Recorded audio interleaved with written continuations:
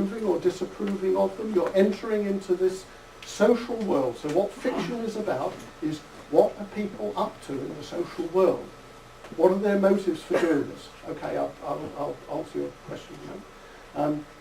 And as you enter into this fictional world, then changes occur in yourself. And if you want to read about that, we have a very fine website, or we call it an online magazine called On Fiction.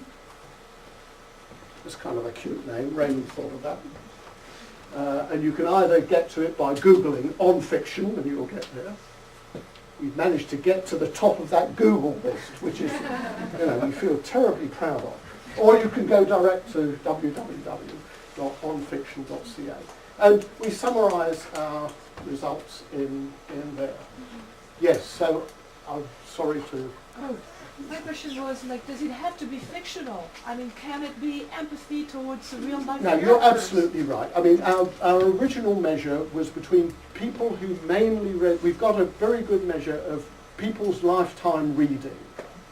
So people who mainly read fiction as compared with people who mainly read non-fiction had these better social skills. Now, what's going on, I think, is what cognitive psychologists call expertise. So if you spend a lot of time reading about, the environment, then you become expert at that. If you spend a lot of time reading fiction, what you get good at is what are people up to in the social world. And so that's, now, of course, I'm now answering your question. Biography has some of those attributes as well. So but we haven't yet been able, to carve it out like that. But that's really the idea. Yes. You said that people who write about their emotions improve. Something's good. Their health improves. Right. So, does someone have to read what they write, or No. just about the writing? Yeah.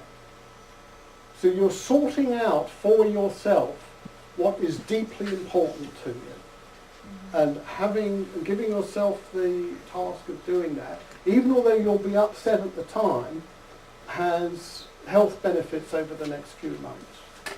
So it's as if you're sitting on something that is actually pretty upsetting to you, maybe something wretched has gone on in your family, or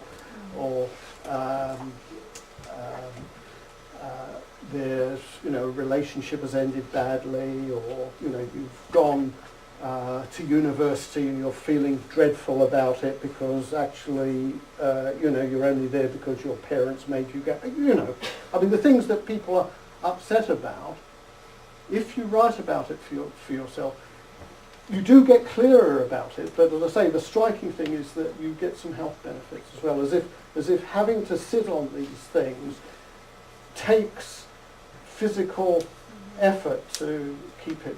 I mean, sorry, this isn't a very good metaphor, this keeping it down, but the results are terribly clear. I tell you what, I'm nearly finished now, and then we can have the whole discussion, or is it specifically about Well, I this? was just going to say, but most writers are depressed. I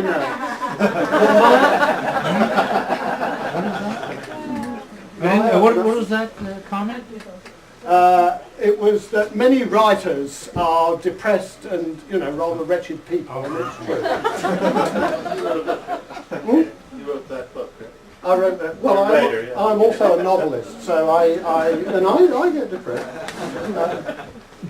So Maya and I did have a project where we would interview writers, and I think we've given it up because, now, I think the reason is that a lot of writers write because they have an emotional issue that they're working on,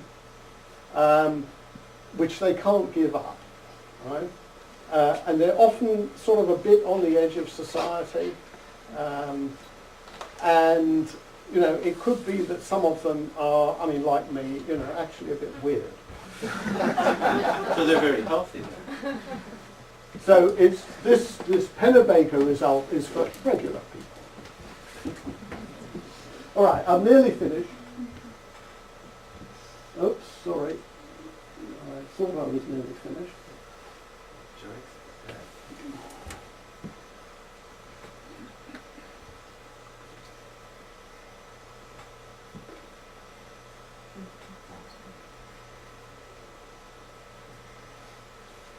So, emotional intelligence, meaning understanding emotions of ourselves and others, I think really is important.